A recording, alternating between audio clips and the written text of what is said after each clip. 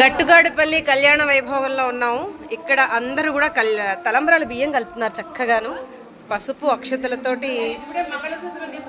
ఓ yes, మంగళసూత్రం తీసుకొని వస్తారు అమ్మగారు అరుంధతి గారు. సో మీ అనుభవాలు చెప్తారా గట్టుగాడిపల్లి కళ్యాణం గురించి, ఇక్కడ వెంకటేశ్వర కళ్యాణం గురించి మీ చిన్నప్పుడు అనుభవాలు, ఎన్నేళ్ల నుంచి మీరు ఇక్కడికి వస్తున్నారు, అసలు ఈ స్థల పురాణం ఏంటి? నేను నా చిన్నతనం నుంచి ఈ ఊర్లో కళ్యాణం అనేది జరగడం చూస్తున్నాము. చిన్నప్పటి నుంచి గట్టిగా బహుశా ఒక 20 ఏళ్ల క్రితం నుంచి, ఇంకా నా పుట్టులో నేను 20 ఏళ్ల నుంచి నేను కంటిన్యూస్ గా వస్తున్నాను. మీరు వస్తున్నారు కానీ మీ చిన్నప్పటి నుంచే మీకు తెలుసు కదా ఇక్కడ కళ్యాణం జరగడం అంతా? చిన్నప్పటి నుంచే తెలుసు, కాకపోతే మాకేమంటే పెద్దగా కాస్త పెద్దగయ్యాక మాకు జ్ఞానం వచ్చాక అని నేను అనుకుంటున్నాను, జ్ఞానం వచ్చిందని. ఓకే, అందుకని అప్పటి నుంచి స్వామిని ఇట్లా మేము సేవించుకోవడం అనేది మాకు.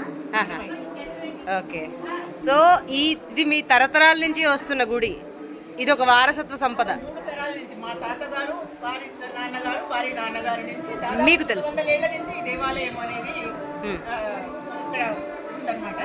చాలా ప్రాచీనమైన అద్భుతమైన దేవాలయం ఇది. మా తాతగారు ఇక్కడ అర్చకుడుగా పనిచేశారు. ఒకటే ఒక ఇల్లు, మా ఇల్లు చాలా పెద్ద ఇల్లు, మా అమ్మగారి ఇల్లు. ఆ కాలంలోనే అంటే ఒక 100 ఏళ్ల క్రితమే డూప్లెక్స్ ఇల్లు కట్టుకున్నారు మా తాత అనేది మాకు చాలా ఆశ్చర్యం అనమాట. అంత అందమైన ఇల్లు ఉండేది ఇక్కడ. ఆయనకు 5 కూతుళ్ళు, 5 కొడుకులు, అందరూ ఉన్నతమైన స్థానాల్లో ఉన్నారు. చక్కగా ఆయన ఒక్కడే వంశానికి, కానీ ఆయనకు మాత్రం 18 మంది సంతానం. అందులో 8 మంది పోయాక 10 మంది ఉన్నారు వాళ్ళు.